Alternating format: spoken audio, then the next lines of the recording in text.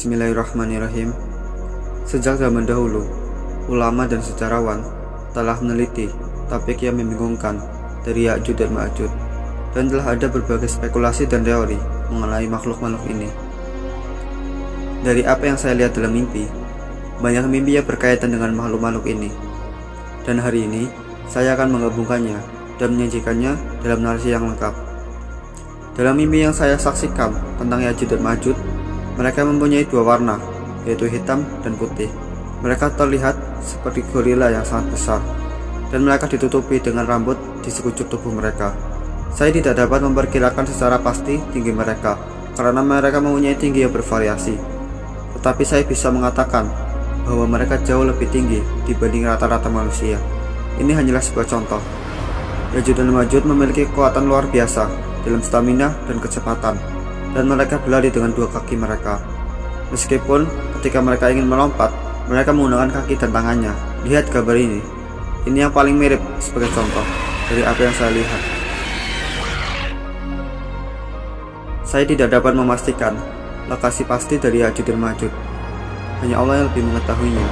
Apakah di Kaukasus, di sekitar Georgia, atau perbatasan pergunungan Kazakhstan dan Uzbekistan, atau mereka berada di Rusia, di suatu tempat di Rusia Utara. Saya memang melihat bahwa gunung itu sangat tinggi dan curam, sangat sulit untuk didaki. Untuk menggambarkannya, ilustrasi yang jelas, saya akan membandingkan dengan Gunung Naga Parbat di Pakistan, dijuluki gunung pembunuh yang terkenal sulit untuk didaki. Ya'juj dan Ma'juj tinggal di aula yang sangat besar di bawah tanah dengan langit-langit yang tinggi. Mereka tidak bisa memanjat ke atas. Aula ini memiliki celah di gunung yang mengarah ke sebuah terowongan besar yang akhirnya mengarah ke tempat tinggal mereka.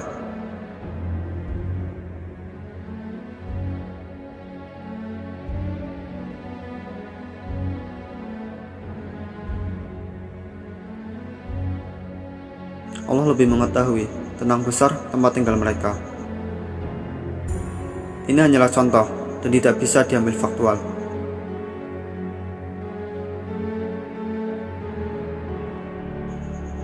Tempat tinggal Ya'juj dan Ma'juj memiliki lubang di langit-langit, sehingga mereka memiliki akses untuk oksigen dan sinar matahari. Saya belum pernah melihat apa yang mereka makan dan minum, tetapi ada hal yang menarik bagi saya dalam mimpi, yaitu Ya'juj dan Ma'juj memiliki gambar wajah manusia di dinding aula mereka, dan mengajarkan kepada keturunan mereka tentang manusia, dan mengajarkan kepada mereka bahwa karena manusialah akhirnya mereka dipenjara di sini, dan mereka harus membalas dendam karena hal itu. Kebencian ini terus berlanjut secara turun-temurun. Dalam mimpi saya melihat bahwa Ya'juj dan Ma'juj akan menyebabkan kerusakan dan kekacauan ketika mereka keluar dari gua mereka. Mereka akan kembali ke rumah mereka menurut satu periode 4-6 bulan. Pada masa itulah Raja Zulkarnain telah mengurung Ya'juj dan Ma'juj dengan dinding besi. Dalam mimpi saya telah melihat pembangunan tembok ini dengan menutup mulut gua. Mula-mula mereka memblokir lorong terowongan bagian dalam yang mengarah ke aula Ya'juj dan Ma'juj. Setelah itu, dia mulai membuat tembok di mulut gua. Proses ini memakan waktu 6 tahun. Selama waktu itu, tidak ada alat bantu apapun untuk melakukan pekerjaan ini. Mereka memasukkan lelehan besi dan tembaga dari atas gunung untuk diisi pada celah yang tersisa, dan ini tugas yang sangat sulit untuk dilakukan. Gunung itu sangat tajam dan curam. Saya belum pernah melihat wajah Zulkarnain karena saya mengawasinya dari kejauhan, tetapi saya dapat mengatakan bahwa dia menggunakan pakaian berwarna abu-abu saat mengerjakan pembangunan dinding. Lihat gambar ini. Inilah yang saya lihat seperti dinding yang dibangun oleh Zulkarnain, mirip dengan warna ini, dengan karat di sekitarnya, dan itu terdiri dari besi dan tembaga. Setiap hari, Ya'juj dan Ma'juj besar ke dinding besi yang dibangun oleh Zulkarnain dalam upaya membebaskan diri dari kurungan. Mereka masing-masing bergiliran menabrak dinding, tapi tidak berhasil. Saya telah melihat bahwa mereka sudah merusak penghalang ke terowongan mereka. Saya juga melihat bagian luar pintu masuk. Dindingnya sekarang ditutupi oleh ekosistem alam, seperti rumput, lumpur, dan pohon mulai tumbuh di penghalang ini, sehingga Anda tidak tahu bahwa ada tembok di sana. Beberapa minggu sebelum Ya'juj dan Ma'juj keluar, perang terbesar umat manusia terjadi, sehingga hampir semua amunisi habis dalam peperangan itu. Ketika Ya'juj dan Ma'juj keluar, umat manusia tidak memiliki senjata berat untuk melawan mereka. Dalam mimpi, saya pergi bertarung dengan orang berkepala keras. Sebelum pergi, saya mengantar keluarga saya dan beberapa orang lain dengan menggunakan kendaraan mirip kereta api canggih. Saya katakan pada mereka untuk menunggu saya di sini. Ketika saya kembali, maka kita akan meninggalkan tempat ini dan pergi bergabung dengan Nabi Isa alaihissalam. Setelah berkelahi dan menaklukkan orang itu dengan bantuan Allah, saya mendengar suara Nabi Muhammad SAW mengatakan bahwa Qasim, Ya'juj dan Ma'juj telah keluar, cepat pergi ke rumahmu. Mereka menyerang tanpa henti. Saya melihat mereka berlari dengan dua kaki mereka, dan saya juga melihat mereka menggunakan keempat kaki mereka, terutama ketika mereka akan lompat ke langit. Saya sampai ke rumah saya sangat cepat. Ketika saya sampai, saya melihat bahwa situasinya baik-baik saja. Saya katakan pada orang-orang bahwa kalian semua duduk dengan hati-hati. Ya'juj dan Ma'juj telah keluar dan mereka dapat menyerang kendaraan kita. Aku menyalakan kereta api dan naik ke atap, supaya jika Ya'juj dan Ma'juj akan menyerang, maka saya bisa membunuh mereka dengan nur Allah. Nur Allah kemudian muncul dari jari telunjuk saya, dan di jalan ada 4 atau 5 warna putih Ya'juj dan Ma'juj menyerang kereta kami. Ketika saya melihat mereka, mereka seperti turun dari langit. Mereka menyerang dengan teriakan tajam yang menakutkan dan dengan kecepatan tinggi. Tetapi ketika saya melempar nur Allah, mereka mati di udara. Dalam salah satu mimpi, saya melihat Ya'juj dan Ma'juj lari cepat. Kemudian mereka membuat lompatan kecil, dan kemudian mereka membuat lompatan besar. Lompatan yang membuat mereka terbang ke udara.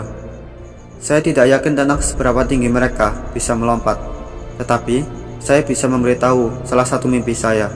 Ketika saya sedang menunggu serangan mereka, saya melihat mereka menyerang dari langit, dan mereka berada di belakang awan tingkat terendah. Wallahu alam, mungkin ini kumulus atau 100. Ketika Ya'juj dan Ma'juj naik ke langit, mereka turun dan menyerang dengan kecepatan yang sangat tinggi, sehingga tidak ada seorang pun yang dapat mempertahankan diri. Cara terbaik untuk membunuh Ya'juj dan Ma'juj yang saya tahu, yaitu ketika mereka berada di udara.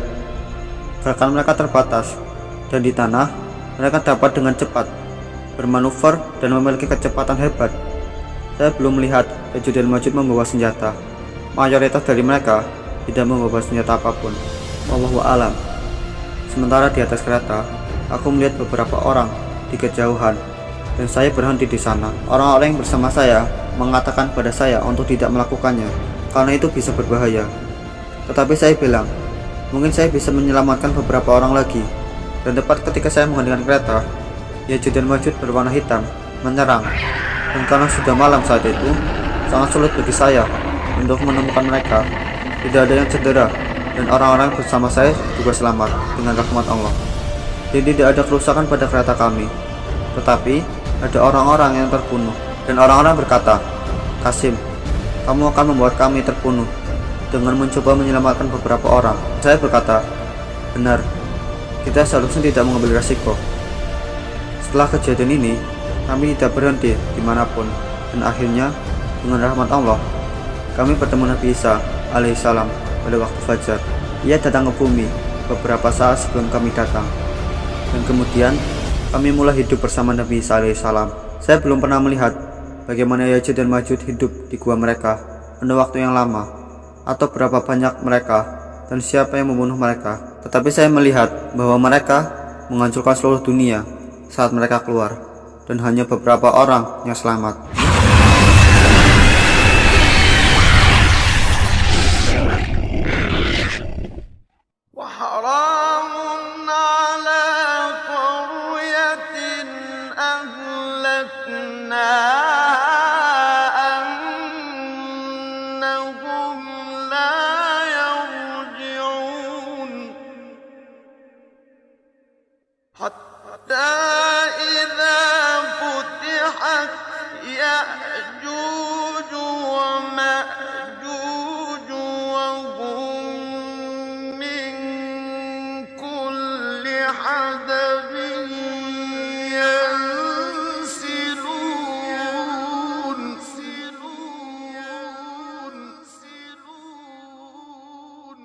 واقترب الوعد الحق فإذا هي شاخصة أبصار الذين كفروا